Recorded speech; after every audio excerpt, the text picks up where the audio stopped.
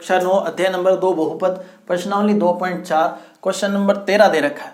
यदि x plus Y plus Z की value 0 हो तो दर्शाइए कि x का क्यूब प्लस वाई का क्यूब प्लस जेड का क्यूब बराबर होता है 3 गुणा एक्स वाई जेड का। सबसे पहले क्वेश्चन को समझते हैं क्योंकि इसी क्वेश्चन के आधार पर क्वेश्चन नंबर 14 और 15 होना है। ये एक फॉर्मेट दिया है, आप सर्वसमीका भी इसको कंसीडर कर सकते हैं। देखिए क्वेश्चन को समझें। ये कह रहा अगर 3 संख्याएं लें और उन्हें जोड़ने पर 0 आ जाए और कभी आपको उनका क्यूब करके जोड़ना पड़े तो आप उसकी जगह ये चीज काम में ले सकते हैं। क्वेश्चन को समझते हैं। मैंने 3 संख्याएं ली, x की जगह 2, y की जगह 3 और z की जगह -5। इनको जोड़ा, भाई 2 और 3 को जोड़े 5 और ये माइनस का 5 जोड़ने पर क्या आएगा 0। अगर आपको क्यूब करना पड़ जाए, 2 का क्यूब, 3 का क्यूब, 5 का क्यूब, फिर उन सबको जोड़ना, तो आपको क्या करना है, ये नहीं कि 2 का क्यूब करें फिर 3 का करें फिर 5 का करें, नहीं, आप उसकी जगह ये भी लिख सकते हैं 3xyz। 3 लिखा, x की जगह 2, y की जगह 3 और z की जगह -5। 3 दूनी 6, 6 3 18, 18 पंजे 90 और साथ में लगाया माइनस, आपका आंसर आ जाएगा। अगर आप उस तरीके से करते हैं जैसे 2 का क्यूब करते, 2 दूनी 4, फिर 4 दूनी 8 लिखो 8, फिर 3 का क्यूब 3 तिया 9, 9 तिया 27 27, फिर -25 का क्यूब 5 का 5 से 25, 25 का 5 से 125, फिर इसको सरल करते 35 आता है, इसको करते 125 आता है, इनको घटाते -90, आना तो वही है। तो इन शॉर्ट क्वेश्चन ये कहना चाह रहा है अगर 3 संख्याओं का योग 0 है तो उनका क्यूब करके अगर आपको जोड़ना है तो कुछ नहीं करें, आप उनका तीनों का गुणा करके और 3 गुना ले लें, आपका आंसर आ जाएगा। ये तो संख्याएं छोटी हैं, अगर मान लो बड़ी संख्या आ जाए तो फिर ये फॉर्मेट कितना काम आएगा। तो चलें फिर करते हैं इसको सरल। हमें जो दिया है उसको लिखते हैं। हमें दिया है ये बराबर ये, और वो लाना है उसके जैसी इसकी शक्ल अपने को करनी है। तो देखें सबसे पहले इसको भेज देता हूं उधर, x प्लस वाई, और ये प्लस का है, इस तरफ आएगा माइनस का। समीकरण नंबर 1 याद रखिएगा क्योंकि ये चीज आगे आनी है काम। फिर इसने देखें क्यूब लगाया है तो हम भी क्यूब लगा देंगे, दोनों और क्यूब करेंगे हम, तो लिखेंगे दोनों और घन लेने पर, दोनों और घन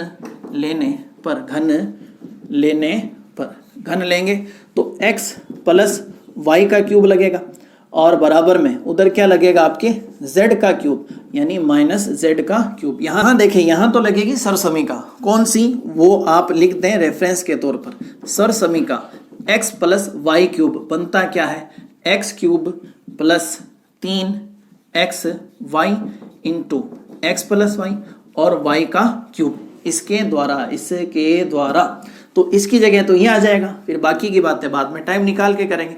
तो इसको हटाएं और ये लगाएं, ये कौन x cube plus 3x Y into X plus Y और फिर y का क्यूब, और बराबर में इसका भी क्यूब करना ना भूलें, इसका क्यूब आएगा माइनस का z क्यूब। अब देखें जो हमें लाना है उसकी तरफ ध्यान दें। x क्यूब, ये x क्यूब आ चुका, और क्या चाहिए y क्यूब, ये y क्यूब भी आ गया, और क्या चाहिए z क्यूब, वो भी आ गया, माइनस में है तो इधर लेंगे तो प्लस हो जाएगा। उसके अलावा हमें क्या चाहिए 3xy, देखें क्या आ चुका है 3xy तो आ चुका, 3xyz चाहिए, उसमें से 3xy तो आ चुका, कमी किसकी है z की। अब ढूंढें, इसको हटा करके आप क्या लिख सकते हैं, बोर्ड पर ही लिखा हुआ है, समीकरण नंबर 1 में लिखा हुआ है। समीकरण नंबर 1 कहता है कि इसकी वैल्यू क्या है माइनस की z, तो इसको हटाओ और इसकी जगह -z लगाओ, बाकी जैसा है वैसा छोड़ दो। तो x cube plus 3xy into इसको हटाया, इसकी जगह -z लगाया, प्लस y का क्यूब बराबर में z क्यूब। अब देखते हैं क्या चमत्कार होगा। प्लस का माइनस से माइनस, फिर 3, फिर x, फिर y और फिर ये वाला z, फिर प्लस का क्यूब, फिर माइनस का z क्यूब। इसको ले लें इधर और इसको भेज दें उधर, तो क्या आएगा result, x cube plus y cube, ये माइनस का है इस तरफ आएगा तो प्लस का, और ये भी माइनस का उस तरफ जाएगा तो प्लस का। अब देखें जो चीज हमें लानी थी वो आई या नहीं आई। x क्यूब ये रहा, y क्यूब ये रहा, z क्यूब ये रहा, उधर 3xyz, इधर भी 3xyz।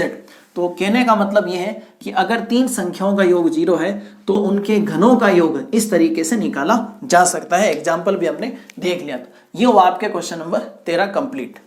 देखें क्वेश्चन नंबर 14 है, वास्तव में घनों का परिकलन किए बिना निम्नलिखित का मान ज्ञात कीजिए। ये कह रहा आपको 12 का क्यूब निकालने नहीं बैठना है, इन्हीं 7 का क्यूब निकालें, 5 का, फिर उन सबको जोड़ें, ऐसा नहीं करना, फिर भी इसका आंसर आपको लेके आना। क्वेश्चन का मतलब तो यही है, इसका क्यूब करें, इसका करें, इसका करें, इन तीनों को जोड़ दें। लेकिन आपको क्यूब करके इस काम को नहीं करना है, शॉर्टकट से करना है। अभी पिछला वाला क्वेश्चन जो हमने किया था वो इसमें लागू होने वाला है। तो सबसे पहले मैं देखता हूँ इसमें x की जगह कितना है -12 और y की जगह कितना 7 और z की जगह कितना है 5। अगर इन तीनों का योग 0 होता है तो एक फॉर्मेट काम आता है, वो हम लगाएंगे। तो सबसे पहले चेक करते हैं कि इन तीनों का योग 0 है या नहीं है। तो -12 प्लस के 7 प्लस के 5, -12 प्लस के 12, भाई प्लस का 12 होगा ना, 7 5 12 होता है आजकल। इनको घटाएं तो क्या आया 0। तो लिखेंगे चूंकि x plus Y plus Z बराबर क्या है 0, तो इसलिए जब आपको इनका क्यूब करना हो, x का क्यूब प्लस y का क्यूब प्लस z का क्यूब, तो आप उसकी जगह 3xyz लिख सकते हैं। तो हम ये नहीं करके ये कर देंगे, क्योंकि इसका और इसका मान क्या है बराबर है। ये लिखो या ये बात तो एक ही, कब, जब इनकी वैल्यू कितनी हो 0। ठीक साहब, हर एक जगह नहीं, जब इनकी 0 हो तब ये फॉर्मेट काम आएगा, हर जगह काम नहीं आएगा।